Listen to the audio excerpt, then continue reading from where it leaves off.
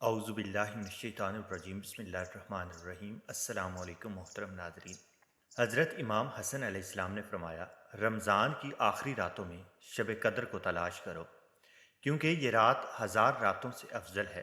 جو انسان رمضان کی آخری طاق راتوں میں اللہ پاک کی عبادت کرتا ہے، ہم محمد آل محمد پر درود بھیجتا ہے اور اپنے گناہوں سے توبہ کرتا ہے، تو فرشتے اس کے قدموں تلے کامیابی کی راہیں بچھا دیتے ہیں۔ میں نے اللہ پاک کے رسول صلی اللہ علیہ وآلہ وسلم سے سنا ہے کہ جو انسان اپنی دعاؤں کی قبولیت چاہتا ہے اور وہ چاہتا ہے کہ عید سے پہلے اس کی دعائیں اللہ پاک کے دربار میں قبول ہو جائیں، تو اسے چاہیے کہ رمضان کی آخری طاق راتوں میں سورہ قدر کو 207 مرتبہ پڑھے، اور پھر ہم محمد آل محمد پر درود پاک پڑھے، اور پھر اللہ پاک سے اپنی دعا مانگ لے، کیونکہ ایسا ہو ہی نہیں سکتا